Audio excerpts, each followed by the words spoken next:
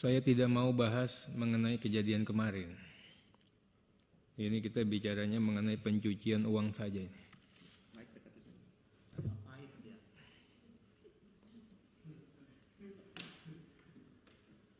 Pencucian uang pasal 1 ayat 1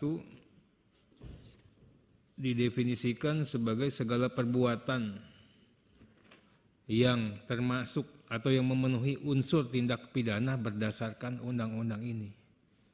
Definisinya nggak jelas ini, Bu Dokter. Kalau orang awam nggak jelas, Pak. Kasihan ini. Saya aja anggota DPR juga masih bingung bacanya, Pak. Pencucian uang adalah segala perbuatan yang memenuhi unsur-unsur tindak pidana sesuai dengan ketentuan dalam undang-undang ini. Definisi yang tidak menerangkan. Dan tidak mendefinisikan. Jadi, ada perbuatan-perbuatan yang termasuk juga mencuci uang, tapi tidak bisa dipidana. Kalau dari definisi pasal 1 ayat 1 itu, Pak dan Ibu narasumber. Sekarang saya mau tanya, perbuatan-perbuatan yang mencuci uang yang tidak bisa dipidana itu yang mana? Ini kan tafsir a contrario. Atas tafsir pasal 1 ayat 1, saya minta klarifikasi. Kemudian pasal 1 ayat 5, transaksi keuangan mencurigakan. Tapi pasal 1 ayat 1 sepakat ya, ada pencuci uang tapi tidak dipidana. Sepakat dulu nih kita ya. Bisa nggak begitu? Atau nggak sepakat? Yang kedua, pasal 1 ayat 5, transaksi keuangan yang mencurigakan, transaksi keuangan yang menyimpang dari profil, dari karakteristik, dari kebiasaan pola transaksi. Ini saya diajarkan hukum perbankan sama Dr. Yunus Hussein, ini dosen saya, Pak. Nah, kalau untuk menilai ini, siapa yang menilai profil, karakter, kebiasaan pola transaksi? PPATK. Atas penilaian PPATK boleh tidak di-challenge, minimal oleh pihak yang sedang terperiksa. Oh, boleh. Di pasal yang mana? Saya nggak melihat. Justru ada ketentuan yang namanya tipping off, anti tipping off ya Pak Dr. Yunus ya. Waktu kita diperiksa ini bank nggak boleh ngasih tahu kita ini. Padahal kita nasabah terbaik sama banknya itu. Kita dikerjain banknya nggak boleh ngasih tahu.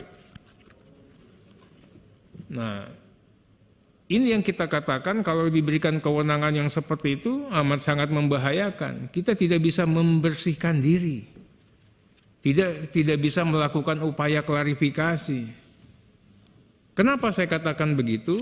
Karena nanti endingnya adalah di 44, pasal 44L.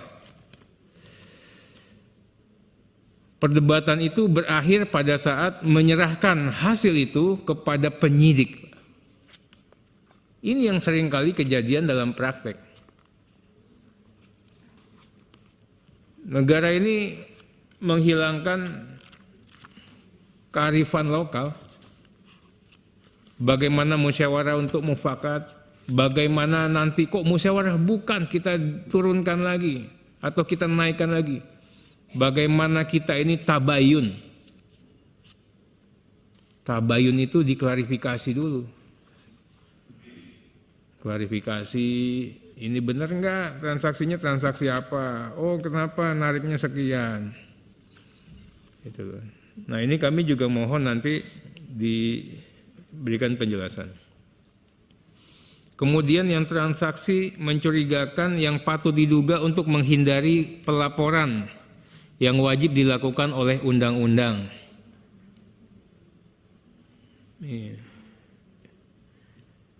Ini seperti apa? Nanti saya ingin tanyakan juga, jangan-jangan nanti misalnya untuk menghindari kewajiban perpajakan masuk ke sini ya Pak Dokter ya. Nah itu Pak, dijelaskan Pak. Karena takut pajaknya progresif, namanya nama orang. Itu loh. Ini masuk ini enggak? Ini Pak Dokter, nanti kami dikayakan lagi dan publik dikayakan. Kemudian yang dilakukan atau batal dilakukan. Ini transaksi yang dilakukan atau transaksi yang batal dilakukan itu maksudnya seperti apa Pak? Dikasih gambaran. Kemudian transaksi keuangan yang diminta oleh PPATK untuk dilaporkan oleh pihak pelapor. Ini yang poin D. Ini dasarnya apa? Dasarnya apakah orang bisa melaporkan ke PPATK? Apakah orang melaporkan ke polisi? Polisi minta permohonan informasi atau apa? Karena ini semua nih nilainya komersial ini. Kalau Bu Dr. Yanti kan praktisi betul, dia tahu nih. Ini duit semua, ngelaporin bisa diduitin ya Bu ya. Ini juga begini.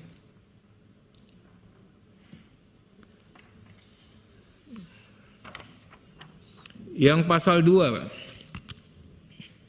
Hasil tindak pidana E to Z itu, A sampai Z 25. Saya kasih contoh lah, misalnya tindak pidananya korupsi. Itu tindak pidana korupsi. Ini kalau memang di bawah kesadaran penuh atau patut diduga ini uang korup. Misalnya tadi Pak Dokter mengatakan 2M. 2M itu dicuci lah. Namanya nyuci itu dari 2M bisa jadi 6M. Bisa jadi kurang dari 2M. Yang dihitung pencucian uangnya berapa itu Pak Dokter? Ini kita harus ada bersepakat dulu nih. Ini bagian daripada kisruh kemarin, walaupun saya tidak mau bahas yang kemarin. Nah, kalau uang itu tidak hasil tindak pidana, itu kan bukan pencucian uang. Tapi bagaimana si objek terperiksa ini sudah menjadi korban dulu, karena di undang-undang ini tidak ada ruang untuk klarifikasi. Kan jalan terus nih, kita nasabah, kita nggak tahu tiba-tiba ada operasi jalan. Nah, ada nggak ruang atau celah? Itu. Saya tadi dikatakan tadi itu kan masalah teori monisme. Kalau terbukti fakta tidak diperlukan dibuktikan mens reanya. Nah ini kami mohon juga nanti diberikan gambaran. Pertanyaan berikut, kalau harta kekayaannya bukan merupakan hasil tindak pidana, pasal 345 itu unsurnya tidak terpenuhi ya Pak dan Ibu ya. Itu tadi, bagaimana sesegera mungkin kita sudah tidak dilibatkan dengan urusan TPPU. Karena ini kan berproses terus, jalan nyampe ke penyidik. Padahal kita bisa katakan, ini bukan hasil tindak pidana. Tapi tidak ada kanal untuk kami mengatakan ini bukan hasil tindak pidana. Uang kami tidak ditanyakan kok. Kami tidak diperiksa.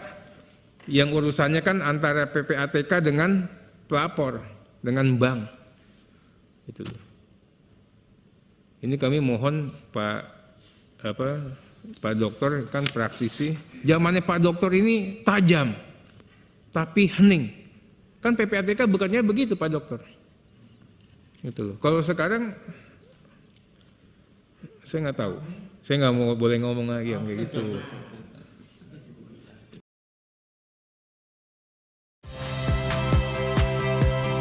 Saya Rahmat Ibrahim. Saksikan program-program Kompas TV melalui siaran digital, pay TV, dan media streaming lainnya. Kompas TV, independen, terpercaya.